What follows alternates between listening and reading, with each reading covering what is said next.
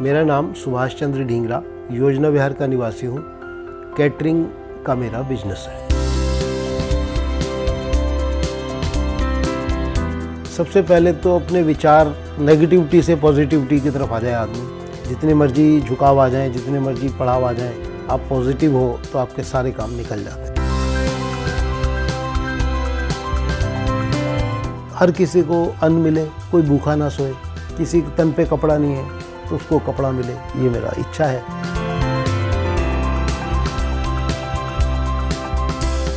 इकसठ साल की उम्र में 37 साल तो मैरिज को हो गए। सबसे बड़ा सपोर्ट तो वाइफ का ही रहा, बच्चों का भी रहा और परिवार का भी रहा।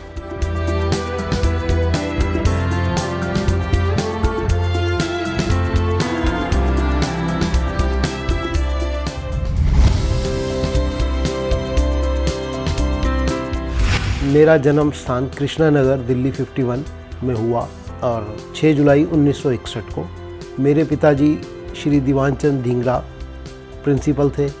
पढ़ाई को लेकर के अच्छा माहौल रहता था। वो जब अपनी क्लास में पढ़ते थे, अपने साथ के बच्चों को उन्होंने ट्यूशन पढ़ाई है, तो हमें उनको देख करके बहुत प्रेरणा मिलती और हमेशा सबकी मदद ही करते हुए मिलते थे हमें। परिवार में, समाज में हमेशा मदद ही करते हुए मैंने देखा है उनको। किसी की लड़की की शादी है तो उसकी मदद करना, पढ़ाई की ज़रूरत है तो उसको बुक्स दिलवाना।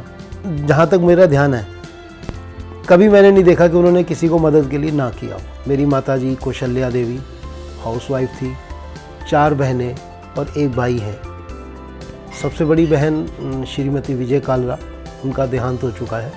उसके बाद श्रीमती इंदिरा आहूजा, उसके बाद श्रीमती चंदा सचदेवा, उसके बाद डॉक्टर अरुणा ठुकराल। बहनें भाई की तरह ही रही हैं हमारी। हमेशा उन्होंने मेरा साथ दिया। जब भी ज़रूरत पड़ी, उन्हें मेरी ज़रूरत पड़ी या मुझे उनकी ज़रूरत पड़ी, हमेशा मेरे परिवार का साथ रहा। बचपन में कोशिश करते थे कि खेल में लगे रहें। कंचे खेलना तो निक्कर की जेब में बांध के ले जाना, किसी को आवाज़ ना आए। पढ़ाई करनी तो लेट के करनी। क्यों लेट के कर रहे हो? कि जी लेट के पढ़ना है। हम पतंगे देखते थे उस समय। डांट तो हमें काफ़ी चीज़ें सिखाती है। अगर हमें डांट नहीं पड़ेगी तो हम सीख भी नहीं पाएंगे जीवन में। तो डांट तो तकरीबन महीने में 10-20 बार पड़ती थी। कभी पढ़ाई को लेकर के, कभी खेल को लेकर के, कभी अच्छे व्यवहार को लेकर के कि आप अपना व्यवहार जो है अच्छा रखो। व्यवहार अच्छा रहता था, लेकिन सिखाया जाता था कि आप अपने व्यवहार को ठीक रखो। गवर्नमेंट स्कूल है कृष्णा नगर में, वहाँ से मेरी प्राथमिक शिक्षा हुई।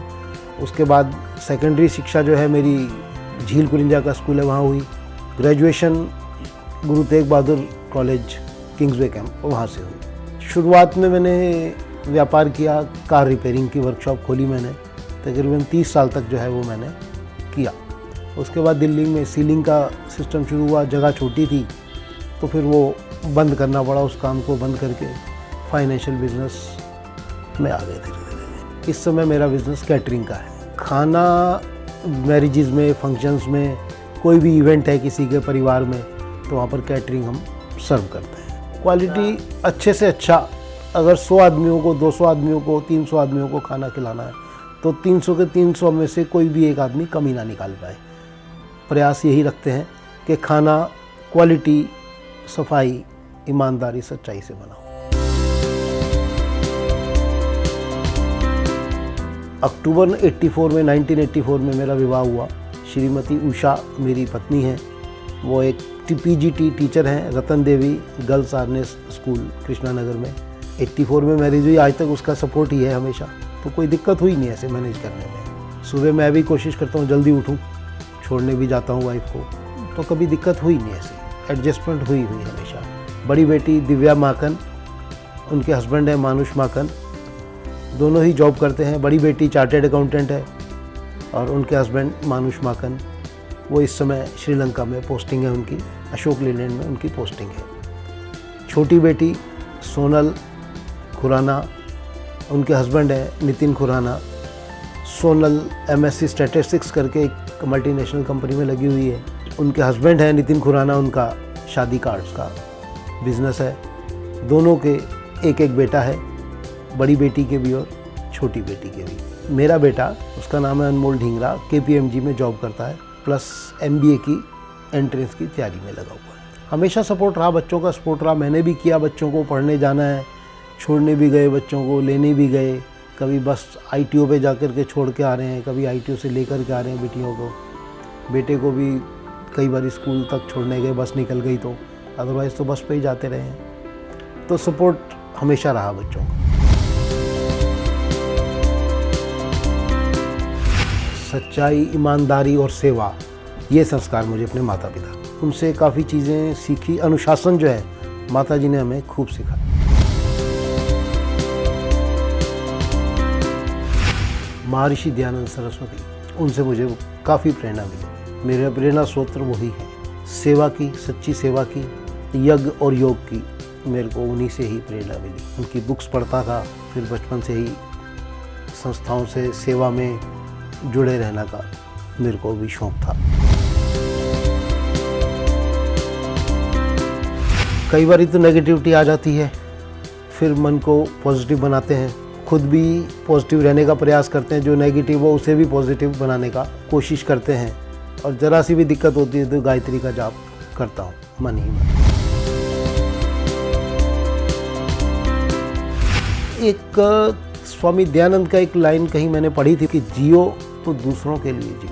पहली मेरी ये इच्छा होती थी कि मैं जो काम कर रहा हूँ मुझे इसमें मिलेगा क्या, आज से 20-25 साल पहले, कि मैं इसमें से क्या अर्न करूँगा।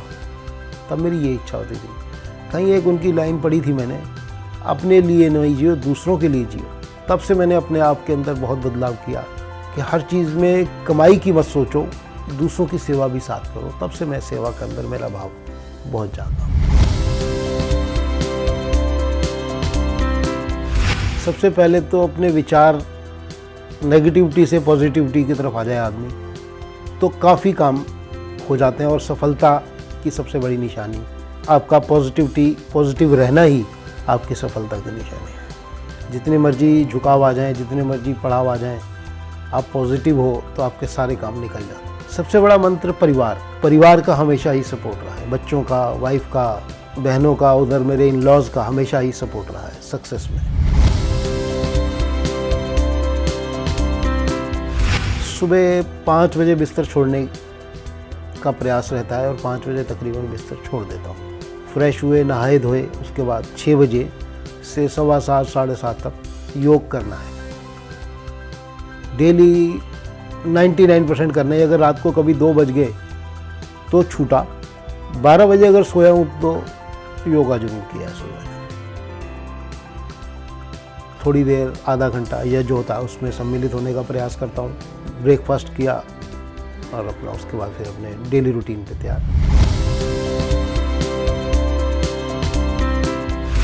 जीवन की परिभाषा, जीवन एक संघर्ष है। संघर्ष नहीं है तो आपका जीवन नहीं है। आप सोए रहोगे, डेड रहोगे। संघर्ष करते रहोगे, आप एक्टिव रहोगे, स्वस्थ रहोगे। संघर्ष नहीं करोगे, आपकी एक्टिवनेस खत्म हो जाएगी। 2 साल से तो शौक बंद हो गया, नहीं तो हर महीने कभी गाड़ी उठाई कहीं ना कहीं किसी को लेकर के। कोई भी नहीं है, वाइफ है, वाइफ अगर नहीं जा सकती तो किसी ना किसी सेवक कोई साथ में ले गए, अपने स्टाफ को ले गए, चलो जी हरिद्वार घूम के आते हैं। श्रीनगर 2-3 बारी घूम आया। साउथ इंडिया का टूर लगाया, बॉम्बे का टूर लगाया घूमने के लिए। मंसूरी गए, शिमला गए, दुबई गए।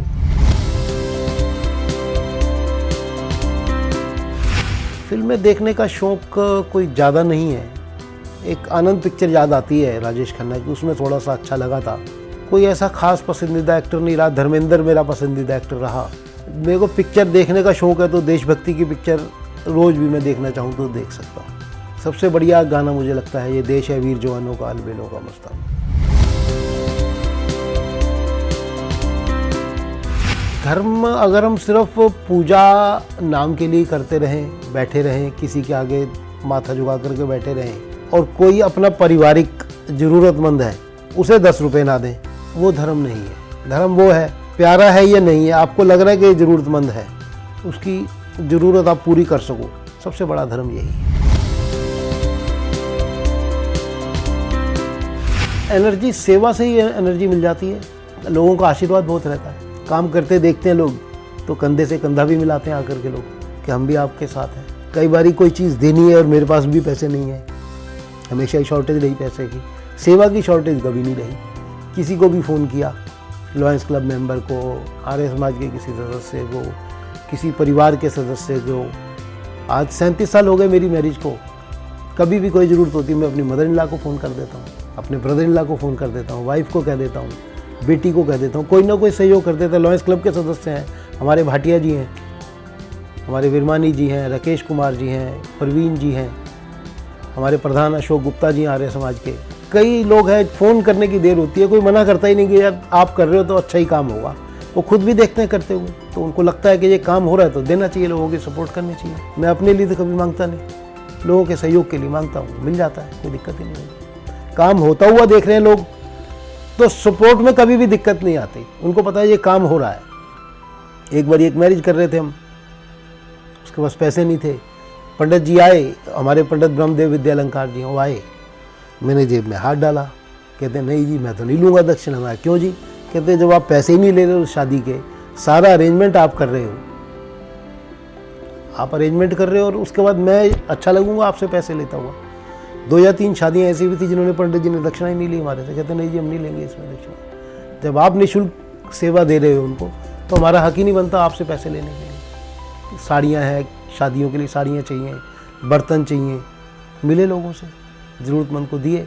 किसी को ट्रीटमेंट चाहिए, सर्जरी चाहिए, आँखों की ऑपरेशन कराना है, लॉयंस आई हॉस्पिटल में भेजा।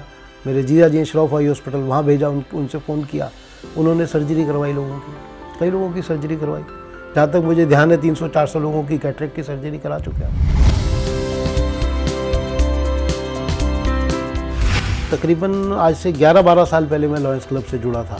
2-3 साल तो एज ए मेंबर ही रहा, उसके बाद मुझे सेक्रेटरी बनाया गया 1 साल के लिए, फिर 1 साल का गैप आया।